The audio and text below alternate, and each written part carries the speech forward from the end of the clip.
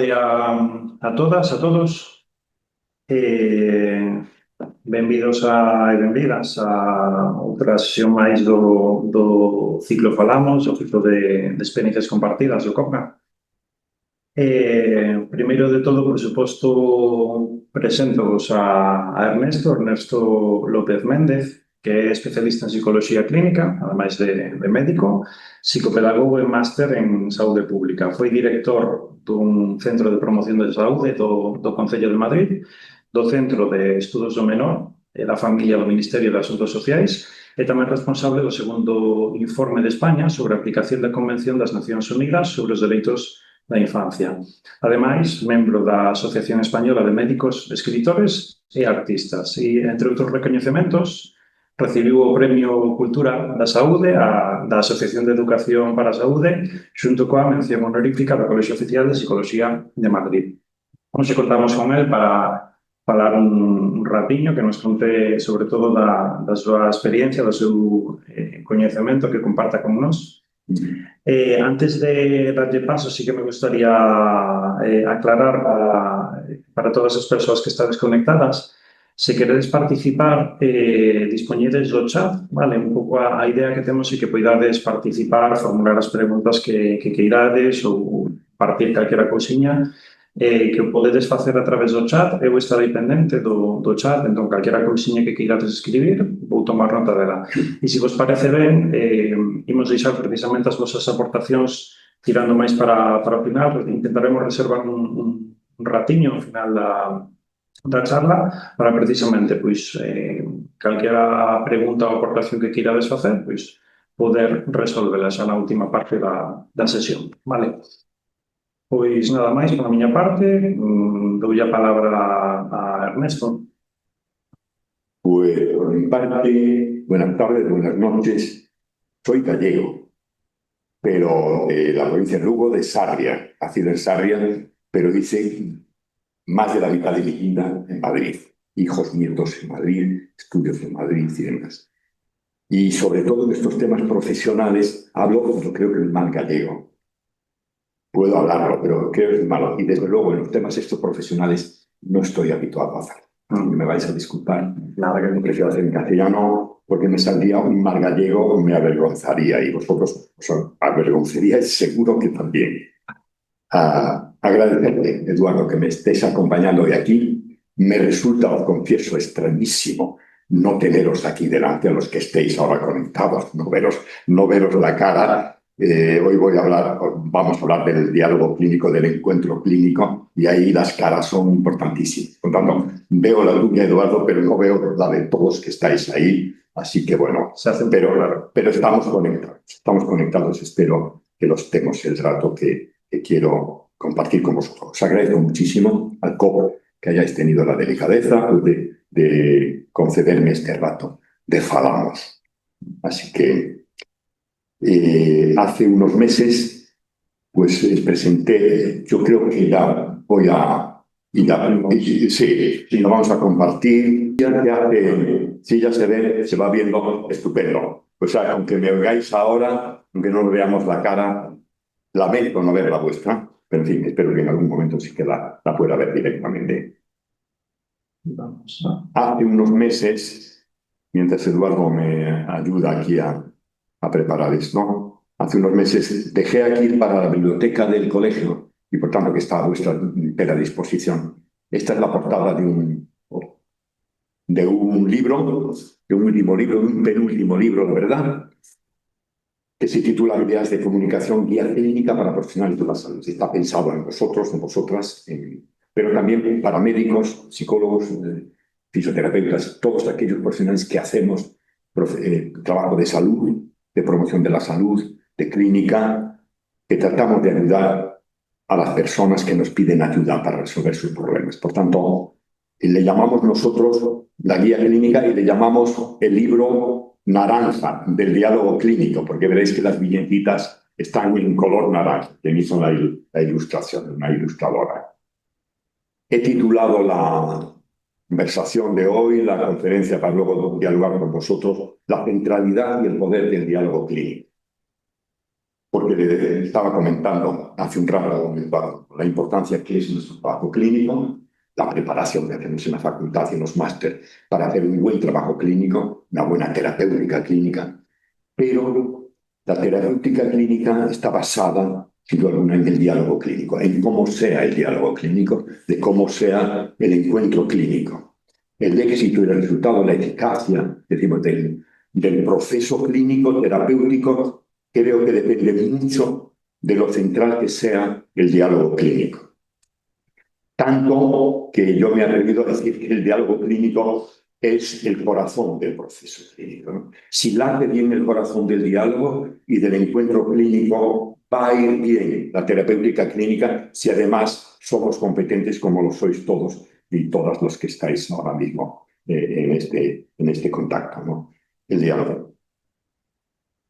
Bueno, y además yo la llamo también que es la piedra angular del proceso clínico. Estas son viñetas que están en el libro, que las podéis encontrar, por eso veis que el colorcito naranja de los pacientes son pacientes, pues aquí está la piedra angular del diálogo clínico que tiene una serie de fases, desde que hacemos un diagnóstico hasta que ponemos un tratamiento, un éxito y un alta, y que está montada sobre las ruedas de las habilidades para la comunicación y el diálogo clínico básicas. Le decía Eduardo, en la carrera a veces no nos formamos y os puedo decir que en la carrera de medicina no hay una asignatura, en algunas facultades ya empiezan, para formarse en lo que es el diálogo clínico, la comunicación clínica, que es algo que vas a hacer después durante toda tu vida, durante muchos años, ¿no?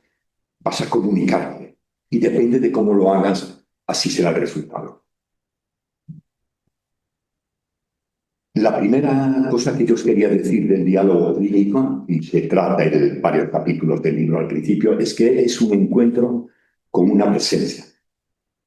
Porque antes de abordar un problema, antes de saber con qué nos vamos a encontrar, qué pruebas voy a hacer, qué diagnóstico voy a hacer, yo me encuentro contigo. Antes de nada, antes de encontrarme con tu problema, yo me he encontrado contigo hasta en la puerta. Es lo primero que hago, me encuentro contigo en un encuentro interpersonal, en una alianza personalizada, entre dos presencias, la tuya y la mía. Y ahí esa profesional de la psicología está diciendo, no sé todavía lo que me va a decir esta pareja, pero ya me dice mucho su presencia. Y eso es trascendental, que yo deje que me diga mucho la presencia y el significado que tiene el haber venido ahí, el haber tomado la decisión de venir a verme y a pedirme ayuda. En ese encuentro viene una persona con toda la dignidad de una biografía personal, y yo me atrevo a decir siempre que es un patrimonio de la humanidad único y diferente, una novedad en el universo, un milagro irrepetible, dice Virginia Satir. Y por eso yo me he acostumbrado, no soy veterano, una de las primeras cosas que hago cuando le veo, cuando llega, la cara que llega, con el temor que llega, que es un patrimonio de la humanidad único y diferente. Esa madre, ese padre, ese niño, son cada uno de ellos un patrimonio de la humanidad único y diferente, con una historia de vida que quiere ser tomada en consideración y comprendida. No sé para qué lo vuelvo a intentar, le dice este señor que ha venido a un programa de obesidad y de sobrepeso. Mis padres también han sido gordos, además llevo infinidad de tratamientos y nada, lo veo muy difícil. Y dice ella, competente, y esa historia pesa. Y dice él, no lo sabe usted bien, porque viene cargado de una historia, no solo viene con un problema, viene con una historia biográfica, con una historia de vida, azarosa, difícil, complicada, y la viene a poner en mis manos, viene a encontrarse conmigo con todo eso, no solo con su problema. Y por tanto, como haga yo el encuentro, va a ser trascendental para cómo me encuentro luego con el problema y cómo lo abordo. Es una historia en la que se ha tejido la existencia, el problema, una historia que define su personalidad singular, única y exclusiva, su estilo de vida, su autoimagen, su autoestima. Todo eso cuenta en el diálogo clínico, en el encuentro. Es en donde adquiere significado el problema, un significado distinto que el que yo le doy como profesional, gran profesional que soy y que sois. Le damos técnicamente un problema, el sobrepeso, la obesidad, la bulimia, la anorexia, en fin, le damos técnicamente un problema, le damos un significado. pero a veces no coincide con el significado que tiene para ellos el problema. Y por tanto, esa historia condiciona el tratamiento y la solución del problema. Y es curioso, porque además en este encuentro seguimos abundando, fíjate, en la trascendencia que tiene el encuentro. Fíjate, yo cada año que pasa, me persuado más de esto, de la trascendencia de cómo ocurre el encuentro de las dos presencias.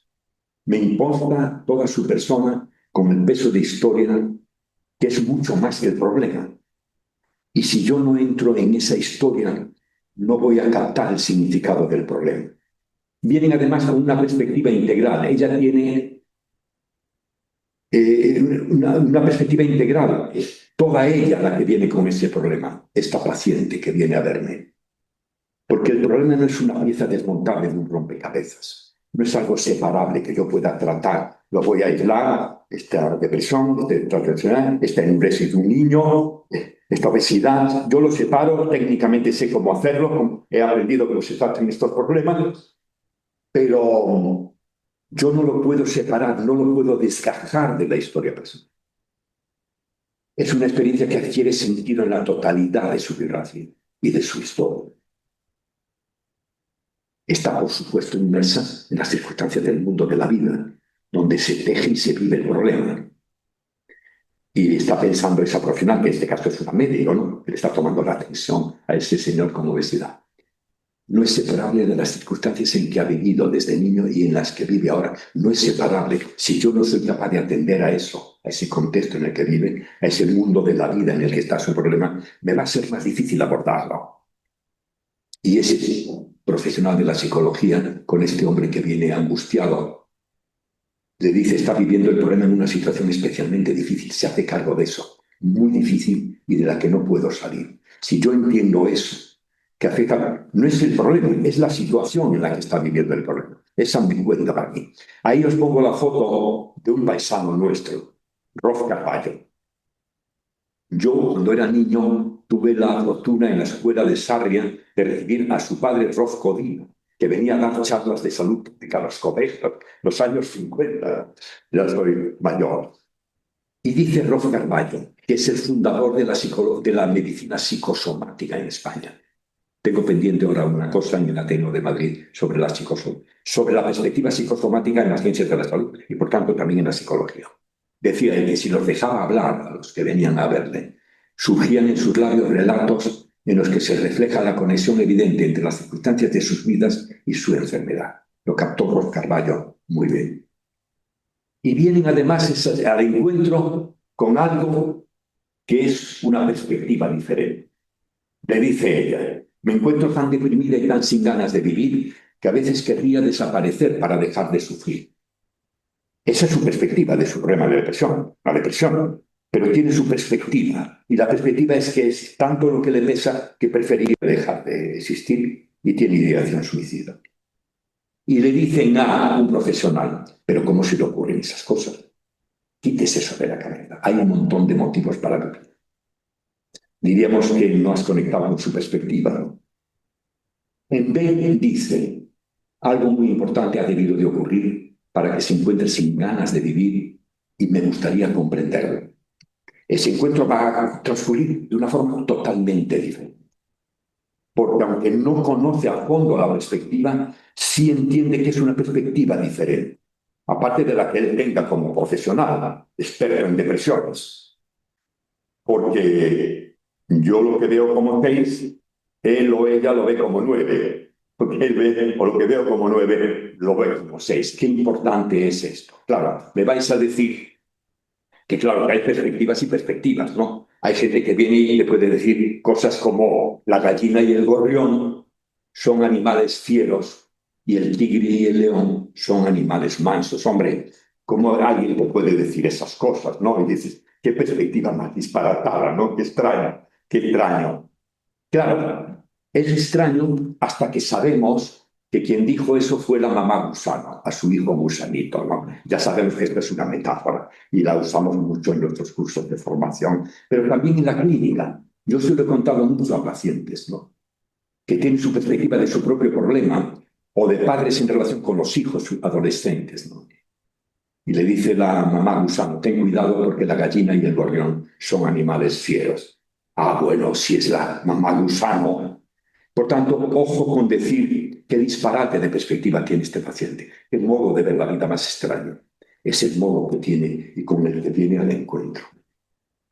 Por eso William Rosler le decía a los estudiantes de medicina, no preguntes qué tipo de enfermedad tiene la persona, pregunta qué tipo de persona tiene la enfermedad.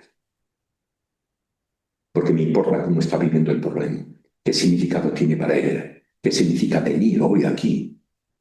Fíjate que todo esto que estamos viendo en el diálogo clínico está no más allá del problema, pero está junto con el problema. No viene solo con el problema, que no es una pieza desgajable de su biografía entera.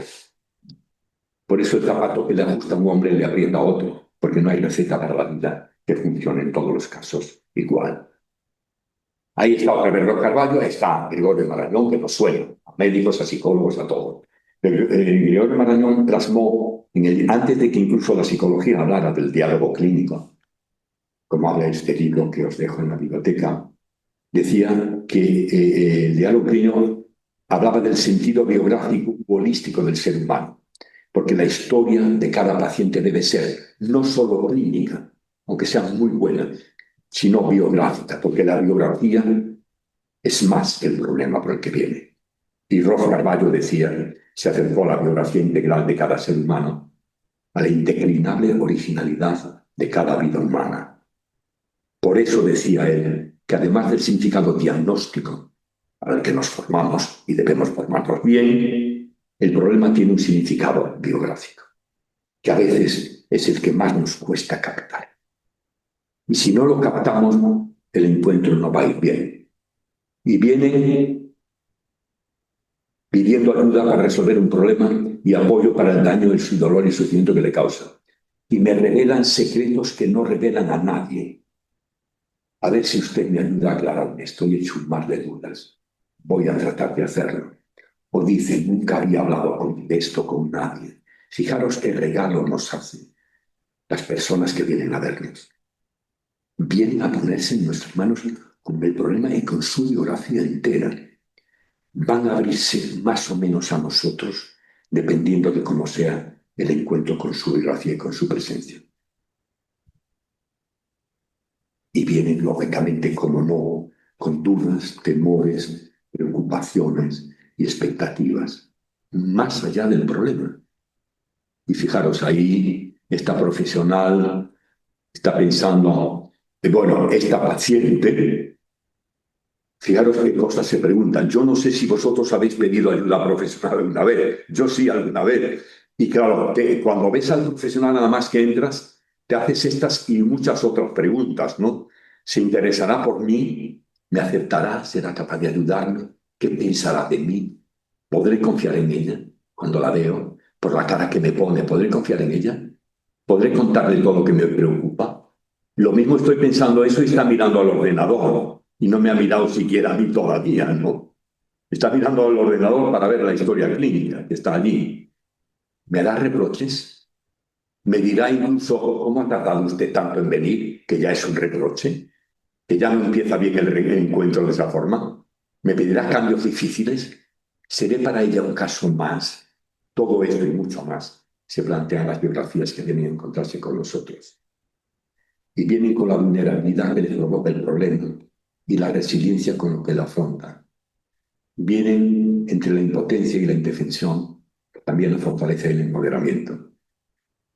Dice, no me veo muy capaz de afrontar todo lo que he pasado.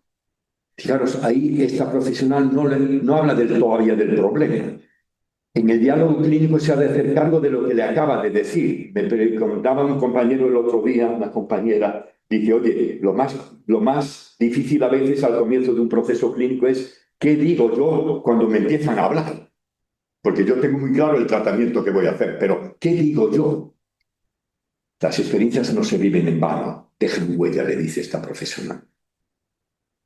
A veces el sentimiento de impotencia, pero quedan muchas otras experiencias por vivir y vamos a trabajar para que dejen una huella diferente y un sentimiento diferente también. ¿Qué os parece de esta respuesta ante una paciente que dice, no me veo muy capaz de afrontar todo lo que ha pasado. Se ve vulnerable. Y yo depende cómo recoja esa vulnerabilidad para seguir adelante o no seguir bien adelante. Otra característica del diálogo clínico está arriba en la barra. Es que es un trato antes de un tratamiento. En la viñeta A dice, la profesional psicóloga, una recaída es señal de que no se ha puesto suficiente interés. Y dice él, interés sí que tengo, y no es por falta de motivación. Y dice ella, ¿por qué va a ser si no? Pues porque lo que usted me manda es muy difícil de cumplir. ¿Qué trato le está dando? Todavía no hemos hablado de tratamiento. ¿Qué trato está dando a una recaída?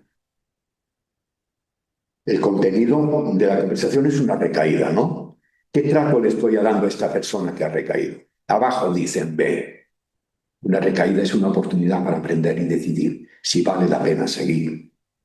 Ah, pues le puedo decir que yo sí quiero seguir. Bueno, esa es una muy buena noticia y un buen paso para seguir avanzando. Dos tratos muy diferentes, ¿verdad? Me podéis decir que puede haber uno C, uno D, seguro incluso mejores, es que yo he puesto ahí y que pone el libro en las viñetas, ¿no? Pero es para decirnos cómo podemos cambiar de A o B y cómo nos jugamos mucho en la clínica, en el diálogo, cuando pasamos de A a B o nos quedamos en A y no pasamos. Porque antes de prescribirte un tratamiento, establezco un trato contigo y de la calidad del trato. Depende de la calidad del tratamiento y de que quieren aceptarlo o no, porque eso es la clave. Hay abandonos, ¿no?, de tratamiento. Hay abandonos desde la primera entrevista, por cómo te he tratado nada más de comenzar. Porque el trato en la relación crea la atmósfera del encuentro y califica y modula el contenido del mensaje. A ver, se lo he repetido y no acaba de entenderlo. Si está más claro que el agua lo que le estoy diciendo.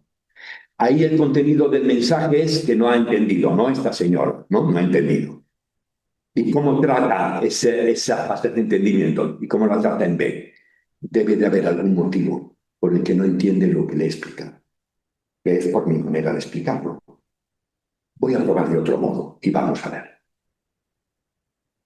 Porque el trato que te doy afecta a la comprensión, a la satisfacción que vas a tener conmigo a lo largo de todo el proceso clínico, a la probabilidad de que lleves a la práctica lo que luego te voy a decir para el tratamiento.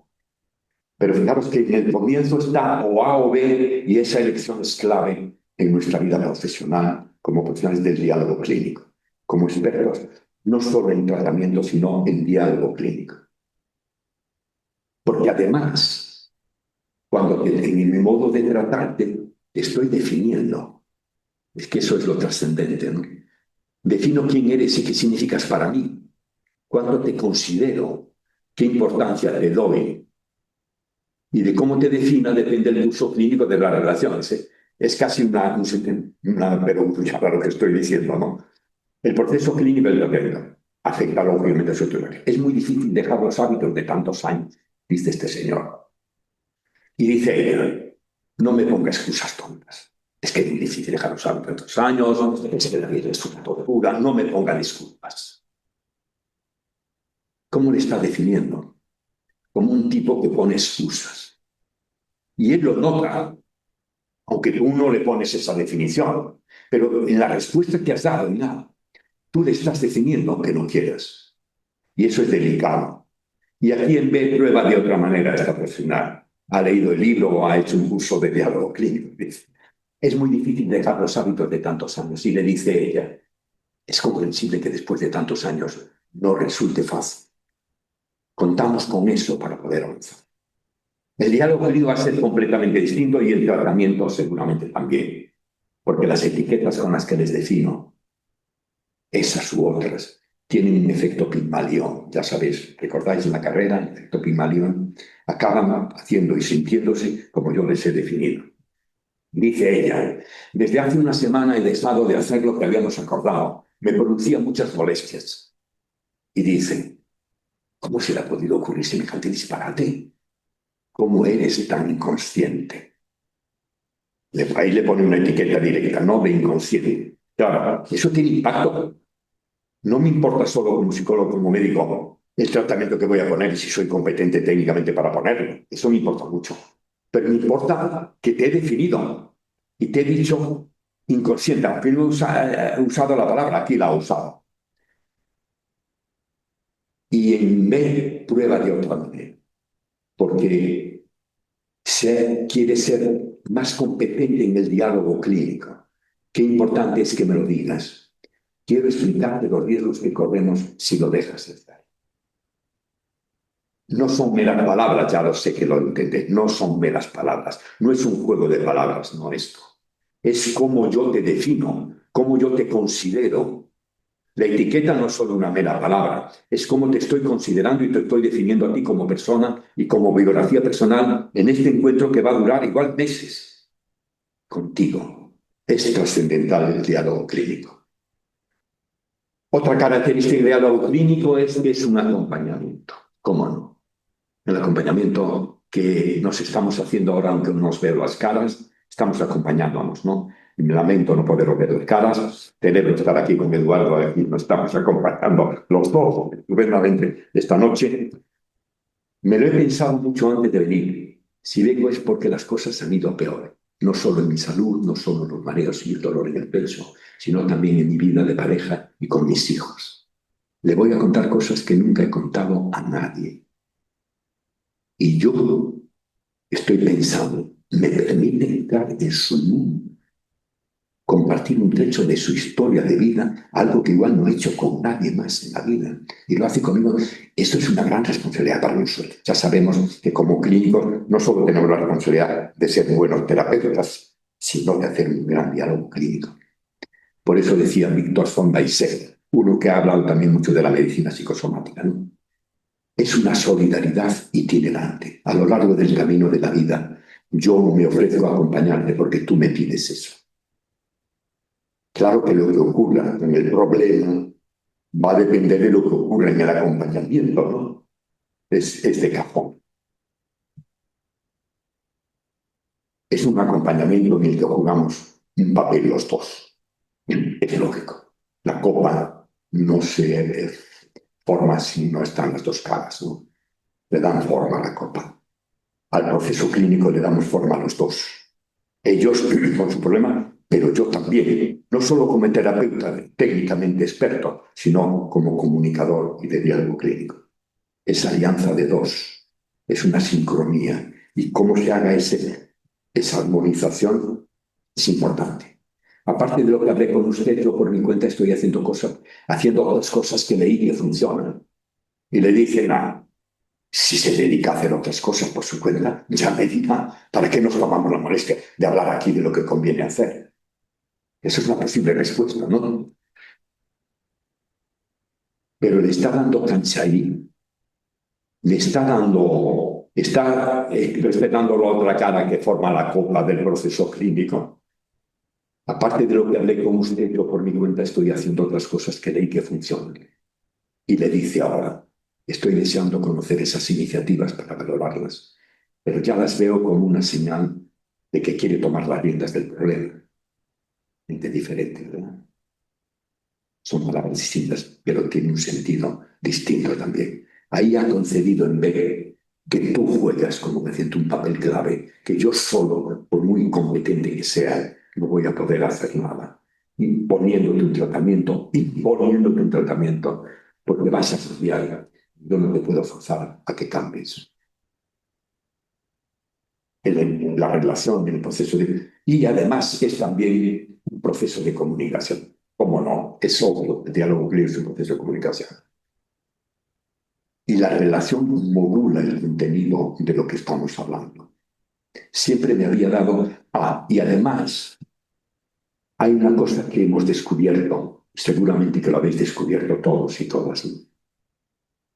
Yo lo he descubierto hace tiempo, aunque a veces no sé si soy consciente completamente cuando hago trabajo clínico, sea como psicólogo, sea como médico. Porque mis actos comunicativos, claro, ¿hasta dónde llega la trascendencia del diálogo clínico? Porque como yo realice los actos clínicos, los actos comunicativos, También me comunico cuando yo pongo el tratamiento, lógicamente, ¿no? Mis actos comunicativos pueden ser en sí mismos un principio activo, pueden ser un tratamiento en sí mismo, aparte del tratamiento que yo te prescribo o te sugiera, ¿no? Tiene un poder terapéutico. Qué enorme es esto, ¿no? Yo tengo poder terapéutico. Se dice que el médico, el psicólogo, puede ser una droga en ese sentido, ¿no? Yo puedo drogar bien, por el sentido de la palabra. Siempre me había dado pavor a estos temas. Aquí, porque me he sentido escuchada, he aprendido a hablar sin miedo a ser juzgada. Y dice ella, esta persona competente, me alegra mucho oírte decir eso. Haber perdido el miedo a hablar de lo que importa es un buen paso para seguir adelante. Claro, pero ¿cómo aprendió ella a perder el miedo? No por un tratamiento a una fobia, todavía no le ha tratado una fobia.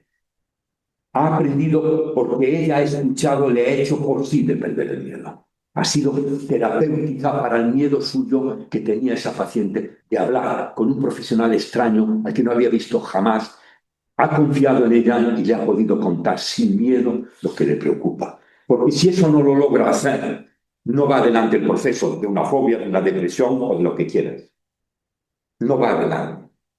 Por eso hay competencia técnica y competencia comunicativa. Las dos. Las dos. Al 50%, decía alguno. Vosotros diréis cuánto pesa una y otra. Y si es un proceso de comunicación, juega mucho la permeabilidad interpersonal. La permeabilidad es la capacidad de abrirse o cerrarse. Hace muchos años, en un manual que hicimos del educador social, hace muchos años 80, no, primeros 90, era habíamos escrito, nos habíamos inventado la metáfora, un cuento de la ostra y el pez. Era un pez que se había enamorado de una ostra y se había quedado prendado de cómo movía las valvas aquella ostra en el fondo marino, ¿no? Y además encima producía perlas. O sea, imagínate lo importante que era la ostra esta, qué maravilla. Quedó prendado y quiso entrar en la ostra. Esto juega aquí en Galicia, se juega mucho con esa metáfora y se piensa en los mariscos, pero no va de eso, ¿no? No se piensa en el marisco. Es que quería entrar en el corazón de la ostra, quiso conocerla en el fondo, pero lo hizo tan bruscamente, tan a lo bestia, que la ostra se cerró como una ostra. Bueno, pues el cuento luego cuenta cómo el pez aprendió a abrir ostras, ¿no? Aprendió a abrir ostras comunicándose. ¿Por qué? Porque entendió que las ostras humanas son libres para abrirse y cerrarse, que son celosos y celosas de su intimidad, que se abren solo cuando deciden hacerlo, y que yo no puedo entrar sin su permiso, y menos por la fuerza.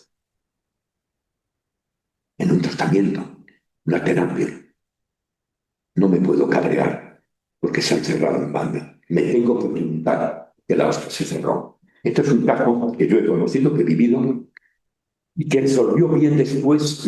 Había fracasado una doctora con esta paciente, y luego una gran psicóloga pudo ayudar a esa mujer a aceptar algo tan grave como la amputación de una pierna.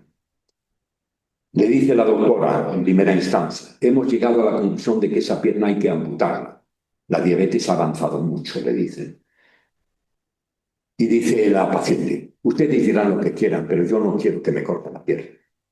Pero eso es muy poco razonable por su parte. Si no se amputa la pierna, se puede morir, lo sabía. Parece como muy razonable, ¿no? Por parte del doctor que le diga, es muy razonable. Pero le contesta ella, me tengo que morir de cualquier manera. Esa no es una respuesta. Si avanza la gangrena va a ser peor. Sea razonable, se trata de su vida. Y dice ella, la paciente, total, para la vida que llevo, ande, déjese de cosas y firme el consentimiento de la amputación. No, no lo voy a firmar. No voy a aumentar más mis desgracias. No ha habido permeabilidad. La hoja se ha cerrado. Luego veremos cómo la psicóloga pudo llegar a entender la perspectiva distinta de esta biografía personal, patrimonio de la humanidad, que se niega a hacer algo que la puede llevar a la muerte.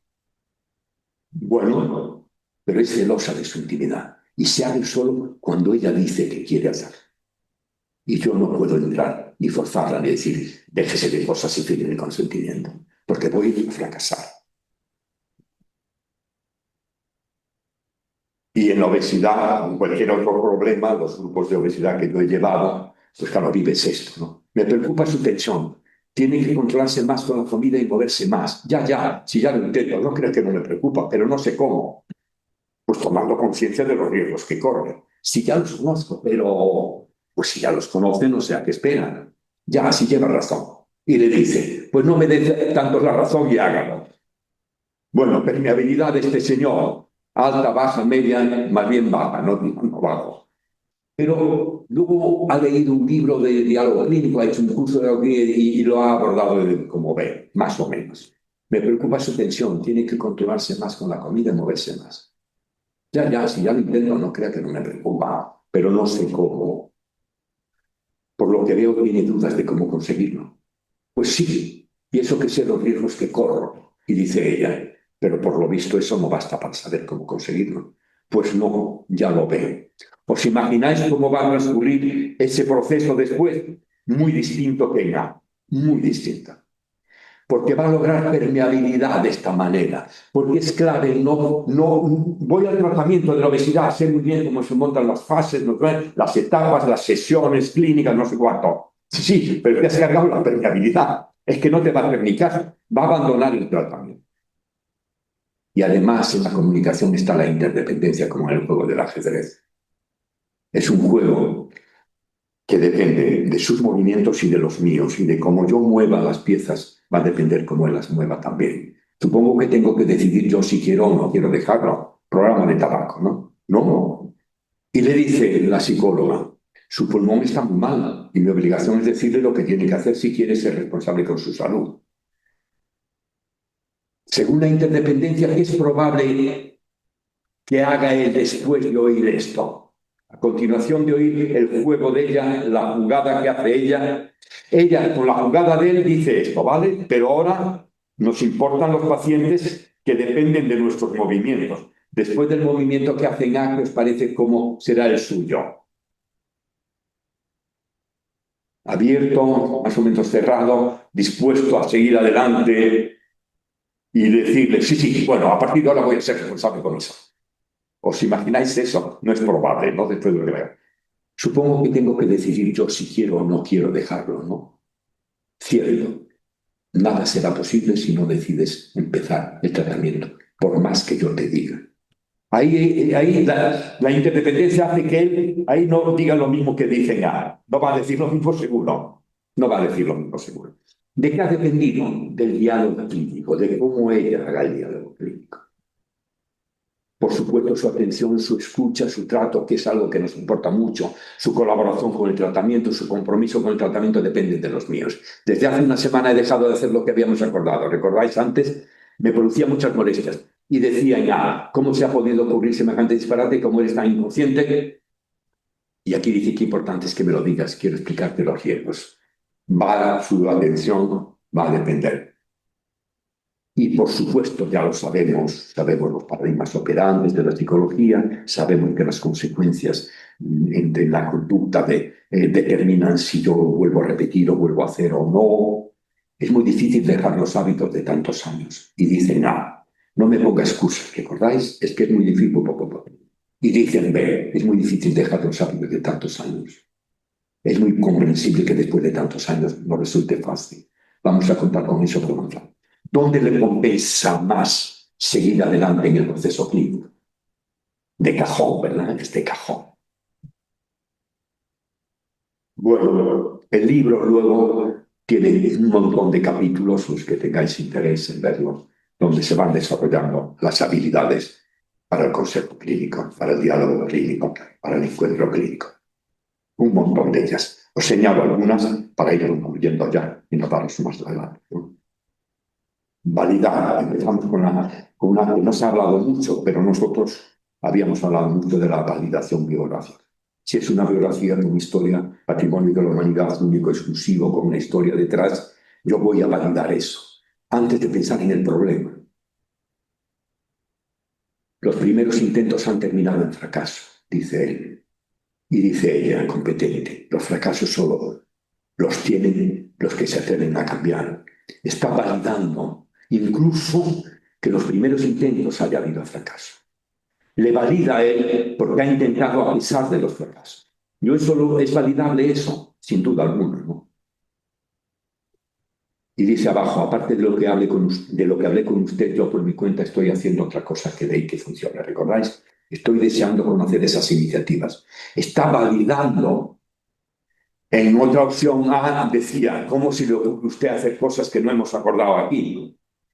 Pero ya ha tomado iniciativas, yo valido las iniciativas. Es importante eso en el diálogo clínico, sin duda. Yo luego igual tengo que rectificar esas iniciativas, pero yo empiezo validándolas. Y validar es empoderar, poner de manifiesto competencias, fortaleza, logro, ya lo sabemos. Está muy escrito, hay un capítulo entero del libro, los que tengáis interés en cómo hacer la validación. Es validar el significado y las ventajas. Fijaros una cosa que choca a veces, ¿no? Choca a veces a decir, validar el problema. Dice, llevo esclavo de este vicio 20 años. Esto es un caso que yo viví, un tipo que viene a un programa de tabaco y es lo primero que te dice. Ve a un profesional, psicólogo, médico, y dice, este vicio que me mata, es lo primero que te dice, ¿no? Y le responde sin nada, claro, es que no hay nada bueno en el tabaco, no te engañes, no consigues nada positivo fumando. Pero a quien ve que es competente, la profesional, y valida, dice, llevo esclavo de este vicio 20 años.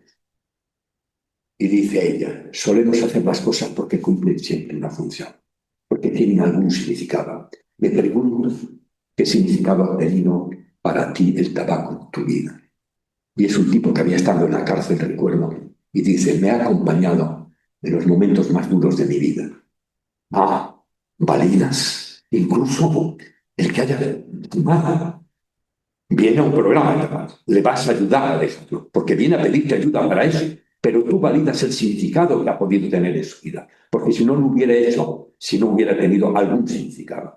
Si yo quiero que tenga significado para él el tratamiento que viene a pedir, yo he de validar lo que ha hecho en su biografía personal, porque ha tenido sentido. Validar es encender la vela cuando no ve claro, validar es construir un molino de viento y no una muralla. Estas son metáforas que ponemos en el libro y que contamos a los pacientes, ¿no? Cuando sopla el viento de la adversidad, construye un molino de viento, no pongas una muralla. La escucha activa. ¿No? ¿Qué decir de esto? Un capítulo entero del libro. Pero un matiz, fíjate, dice, veo muchos problemas en este tratamiento, quiero hacer una sugerencia de cómo cambiarlo. Y dice la profesional, dice, no entiendo por qué pone tantas pegas, tiene que fiarse de lo que yo le digo y no lo está haciendo. La pregunta que es aparte de que le ha escuchado, le ha oído lo que ha dicho, ¿no? Sí, le ha oído, ha puesto la oreja y ha oído lo que ha dicho. Pero la pregunta en la escucha es, ¿tiene libertad para seguir comunicando esta paciente? ¿Qué diríais? ¿Le va a ser muy sincera a partir de lo que le ha contestado la profesional? Probablemente no. No entiendo por qué ponéis tantas pegas. ¿Le va a seguir poniendo tantas pegas? Se va a callar. Pues si se calla las pegas, no va a entender nada la profesional. Y esto nos pasa en el diálogo clínico, nos pasa. Lo mismo nadie ve aquí. Bueno, por seguir e ir concluyendo ya, porque llevo con 40 minutos dando la lata. La empatía, otro capítulo entero, claro, es decir, de la empatía. La empatía es libertad para sentir, ponerse en los zapatos. Fijaros qué viñeta ha hecho la ilustradora, ¿no? Ponerse en los zapatos, esa fijo en los zapatos. Después de todo lo que me han hecho, no veo progresos y eso me desanima mucho, dice esta paciente. En A dice, no debe desanimarse, ya verá que todo va bien. Parece una buena empatía, ¿no? Es un buen consejo, es un ánimo que le quiere dar, pero ¿crees que es convincente esa frase, ¿no? Para la paciente que le acaba de decir, después de lo que no veo progreso, eso me desanima mucho. ¿O crees más persuasivo? Comprendo que no debe de ser nada fácil sentirse con ánimos cuando no se ven progresos. Diríamos que es una mejor empatía, ¿verdad? La empatía no es solamente comprendo lo que usted está sintiendo, es compleja. Hay un capítulo entero del libro con algunos ejercicios interesantes, por si tenéis interés en echarle vistazo. Porque es importante. Creemos que poner la mano y coger la mano o decir como muchos profesionales de la medicina, la enfermería, que quieren ser empáticos, dicen, no se desanime. Pero claro, ¿cómo le convence eso a una persona que está desanimadísima? ¿No? Es un consejo que no va a seguir. No lo va a seguir.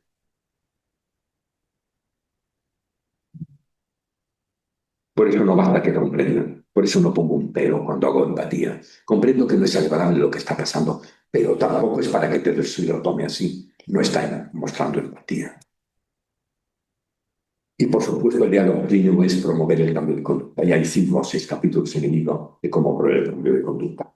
Para psicólogos y psicólogas es algo de sobra conocido. Le podéis echarle vistazo. Pero como el libro está pensado también para médicos y enfermeras, no han sido preparados, no han hecho psicología, no saben cómo lograr un cambio de conducta en programas de obesidad, en depresión. Cambiar la conducta es complicado, muy difícil. Ya lo sabéis, ya lo sabemos los clínicos, ¿no? Porque hay consecuencias gratificantes inmediatas, las consecuencias verticales son demoradas, etcétera, etcétera, etcétera. Porque las conductas saludables y convenientes tienen muchos costes, etcétera. Bueno, lo sabemos de todo, porque son gratificantes, porque drogarse es gratificante y por ejemplo, dejar de hacerlo es muy difícil, etcétera. Por tanto, yo trato de entender el significado de que tienen los problemas en su vida. Pero luego hay una serie de capítulos donde te metes ya un poco en una harina de otro costal. Por ejemplo, ya no se escucha empatía, es gestionar la ambivalencia, las dudas y los desacuerdos. Hay un capítulo sobre este tema. Yo le veo muchas pegas a esto y no veo nada claro. Y le dice a ella, pues tendrías que aclararte. O le dice, lo raro sería que no le viera ninguna y que lo viera todo claro. Está empezando a ver, él tiene ambivalencia, tiene dudas. Yo no la resuelvo diciendo, tendrías que aclararte. Yo no lo resuelvo de ese paciente. Empiezo a tratar de encontrarme con esa vibración un poco mejor y a tratar de mejor si digo que lo raro sería que no le vieras ninguno, porque el problema por el que viene es complejo. Y lo raro sería que no le vieras ninguna, disfrutar que lo vieras todo liso, ¿no? Eso sería lo raro, ¿no? Estoy hecha un mar de dudas, dice esta paciente. Pues no lo entiendo. Hay cosas que son de una claridad meridiana. Se trata de dotar con su salud. ¿Quién puede dudar de que esta es la opción preferible? No se mete con él, no se... pero le dice otra opción. Cuando no se ve claro el resultado y si va a valer la pena el esfuerzo, es natural que se tengan dudas. Tal vez eso le ayude a tener los pies en el suelo. En todo caso, ¿qué le ayudaría a despejar las dudas? Claro, esto te lleva un poco más de tiempo que decirlo primero, pero con lo primero no vas a tener muchos resultados. Lo segundo te lleva un poco más de tiempo porque el diálogo clínico es un proceso. Y luego viene el tratamiento, que va a ser complicado. Pero si encima no te trabajas estas fases que son del diálogo, que no son previas, porque el diálogo clínico, como vimos en la viñeta, va luego a continuar a lo largo de todo el proceso clínico. ¿Y qué diremos de las resistencias al cambio y de las recaídas? Un capítulo entero dedicado a eso. Y de las malas noticias. ¿Cómo las doy? Bueno, pues ahí hay un caso de malas noticias de cáncer. Y hay psicólogos y psicólogas he trabajado con cuidados paliativos en momentos finales de la vida, donde hay aquí profesionales, compañeros especialistas en psicología que han de dar la mala noticia, porque hay médicos que no quieren darla y le dicen al psicólogo, dala tú. ¿Y cómo la das? Con lo que tiene en casa por su madre, ahora le tengo que decir que lo suyo es un tumor. También a mí me produce un poco de ansiedad tener que decírselo, pero soy capaz de seguir manteniendo el acompañamiento confiado, más ahora, si cabe, pero debe ser capaz de hacerlo.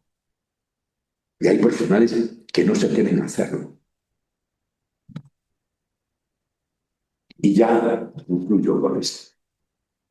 El libro hace el recorrido de confidencialidades, las malas noticias, la conspiración del silencio. No le diga a mi padre que tiene cáncer, no le diga a usted, doctor, no le diga que tiene.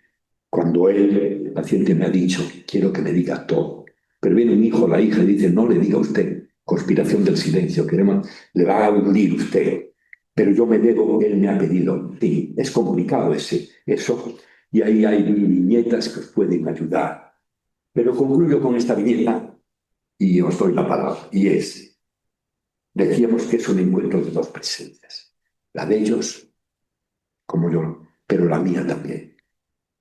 Y por tanto, el cómo haga yo el diálogo clínico me da la vida profesional en ello, no solo mi eficacia profesional, contribuyo a su desarrollo personal, pero también al mío. Me voy haciendo mi biografía personal y profesional. Me voy haciendo un virtuoso diálogo clínico. Os deseo de corazón que seáis, ya seguro que lo sois, un virtuoso, una virtuosa del diálogo clínico. Os agradezco mucho la atención si habéis llegado hasta aquí. La presentación que os he transmitido, que va a quedar aquí en el colegio, la podéis mandar. Encantado de la vida. Así que gracias por vuestro acompañamiento. ¿Se os ocurre, a ver qué se os ocurre por ahí? Si tenéis alguna cosilla que decir, alguna pega, ya sé que es complejo esto, el diálogo clínico, que es para, le he dicho a Eduardo, que estaré encantado. Si hacéis algún taller específico de cómo las malas noticias o cómo tratar el tema de la depresión en el diálogo clínico, etcétera, etcétera, etcétera.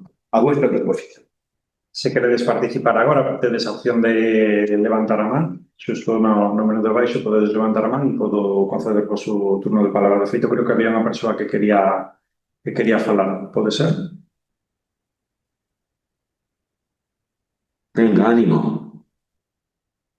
¿Qué os parece esto? El diálogo clínico, oportunidades, dificultades que plantea. ¿Cómo veis? Te agradecen y dicen una revisión sobre la relación clínica muy clarificadora. Bueno, pues gracias a vosotros también. Ya. Me ha encantado su presentación, muy enriquecedora. Muchas gracias, Ernesto. Gracias a ti, quien lo digas. Yo sé que a mí sí que me gustaría, Venga, mientras, Eduardo. el resto de la gente se va animando, que yo creo que sería genial, que pudierais participar. Fenomenal.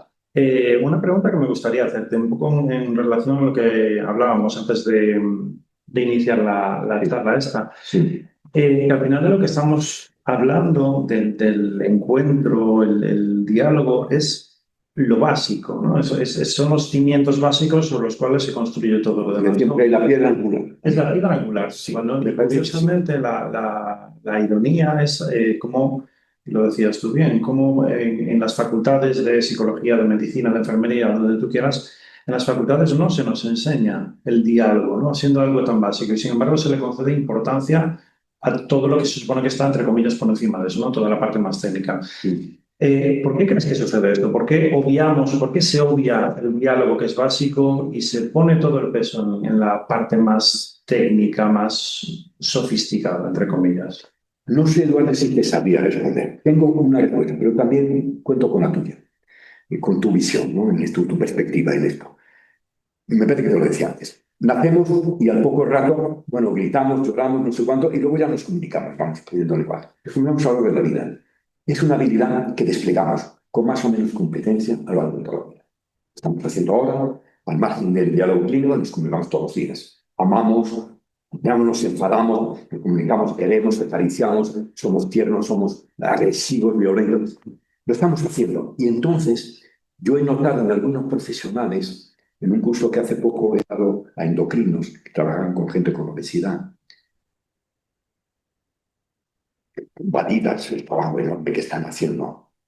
Pero había un endocrino que me decía que él solo atendía, me iban mujeres gordas y decía, yo solo atiendo a gordas motivadas. O sea, y yo le decía, o sea, que tú crees que no juegas ningún papel en la motivación de la gente que te viene. Si vienen desmotivados, tú no juegas nada. Tú esperas que vengan motivadísimos, que no vienen. Vienen con ganas de resolver el problema. Y entonces él, yo, lo que tengo que hacer para motivar, yo digo el tratamiento luego de la obesidad, las dietas, no sé cuánto, y es para lo que me he formado. Y recuerdo que acabó el curso y decía lo que había descubierto, aparte que allí habíamos hablado de cómo hacerlo en grupos y tal, y el tío aprendió, un tío de Canarias, aprendió luego a trabajar con grupos, ¿no? de gente con obesidad.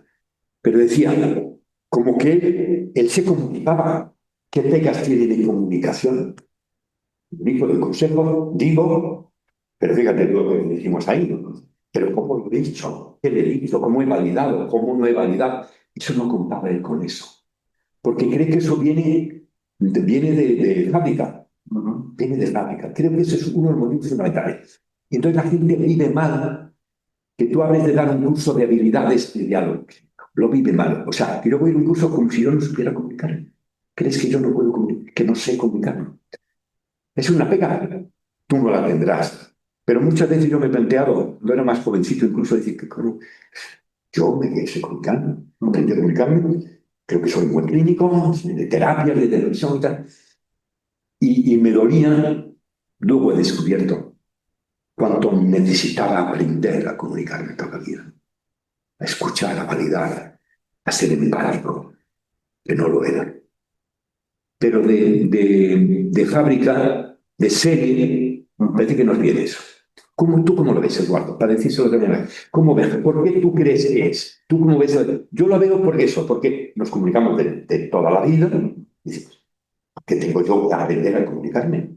Si lo llevo haciendo, y no lo hago mal, puedo jugar a la partida, lo juego con la gente, juego, paso por ser gracioso, ser simpático, ser amable.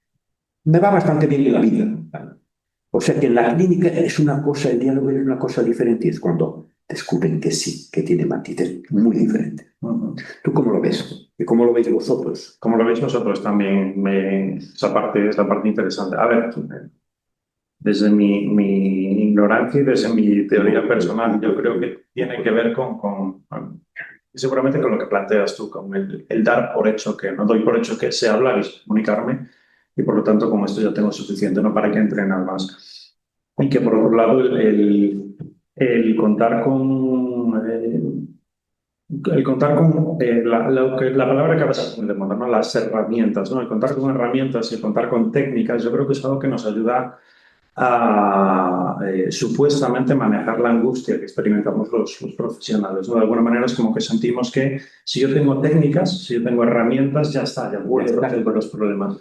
Y dejamos completamente de lado algo que es tremendamente más importante y más fundamental, que es tal cual, es el encuentro, es el diálogo, lo que se puede transformar a través del diálogo sin a lo mejor requerir en ningún momento ningún tipo de técnica o procedimiento necesario. Decíamos ahí, no vinieron, mi diálogo es terapéutico en sí mismo, si lo hago bien. Estoy contigo, en que efectivamente tú haces ese matiz preciso, lo estáis oyendo todos vosotros, Eduardo, ¿no?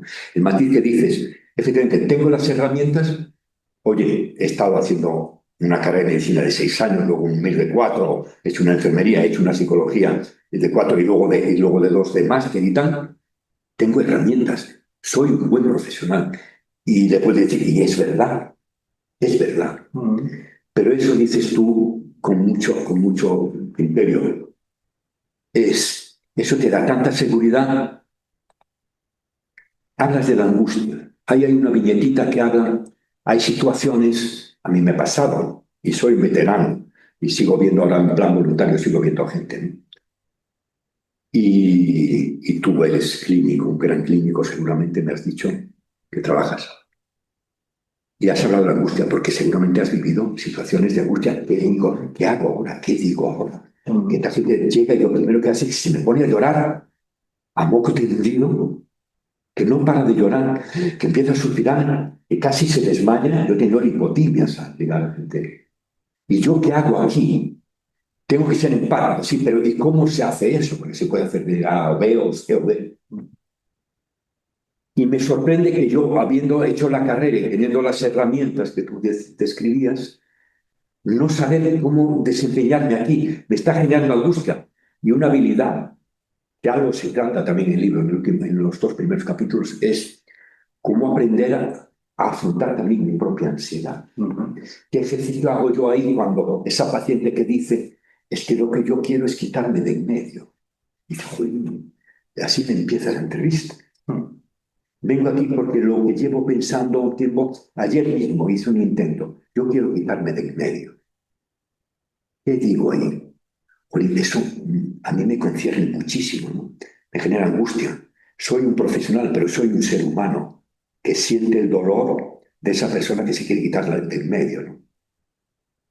¿Y cómo manejo yo, por supuesto, cómo intervengo con ella, pero cómo intervengo conmigo mismo? Digo, esto no, yo no me lo he aprendido en ningún sitio. No me han dicho cómo abordo esta angustia mía ante esa frase de una persona que se quiere quitar de en medio.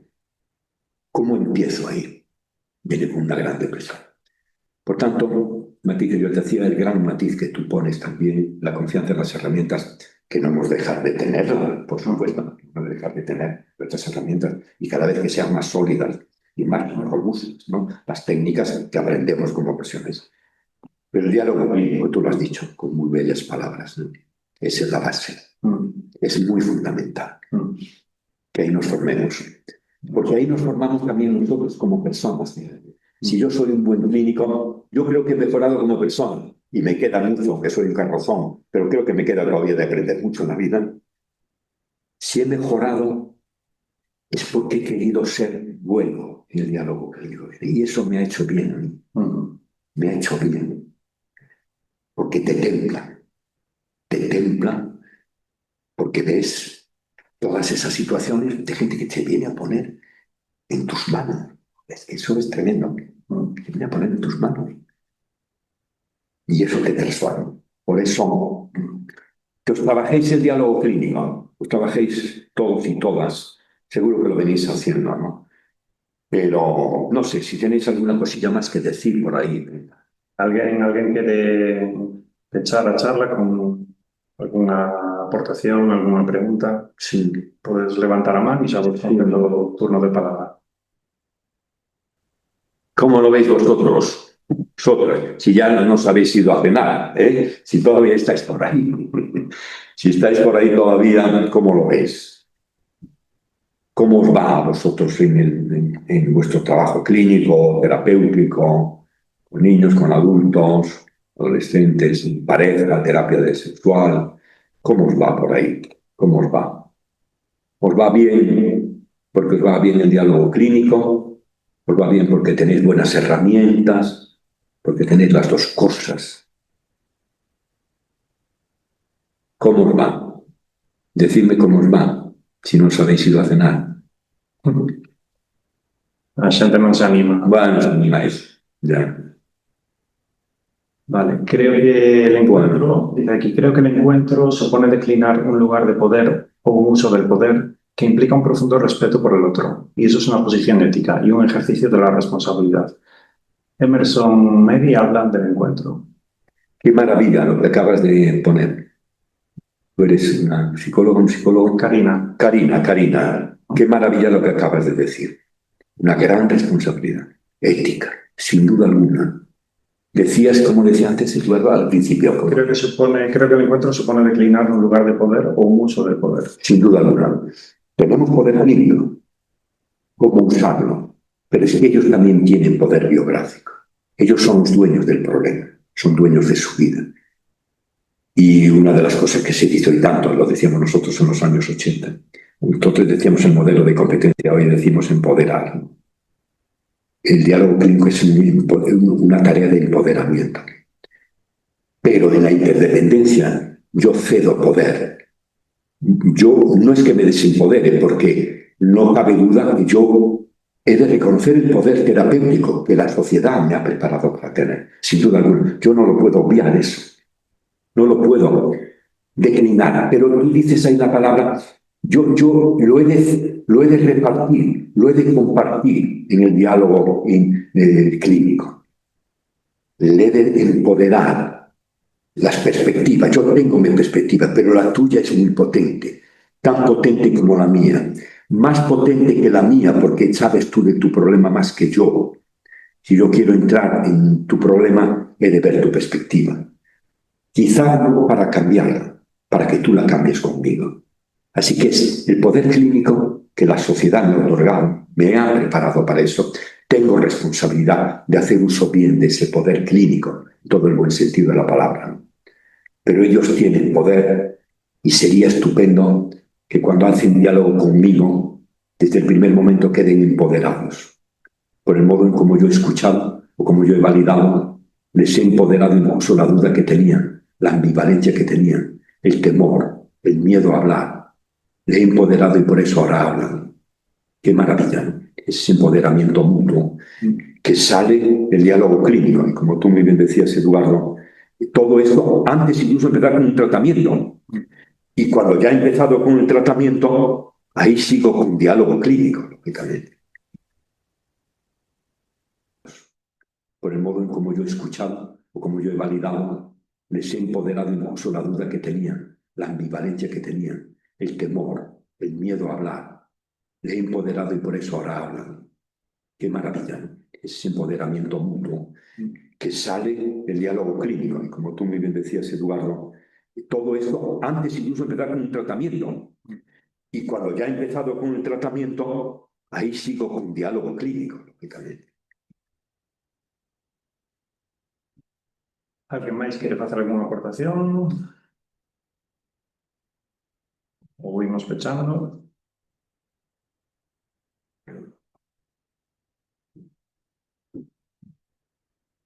Bueno, pues si queréis el silencio, respetamos, Eduardo, yo, vuestro silencio. E íbamos pechando, pero en fin, quedo a vuestra disposición. Encantado de haber compartido, aunque no nos hemos visto las caras. Yo no he visto las vuestras. Quedo a vuestra disposición, estaré encantado de seguir Nos igualmente. colaborando. Somos encantados igualmente de haber contado contigo y moitísimas grazas a todas as persoas que estivestes presentes durante esta charla de Falamos. Que teñades un bo verano. Muy buen verano. Hasta luego. Feliz verano. Sí. Hasta luego. Hasta luego. Chao, chao.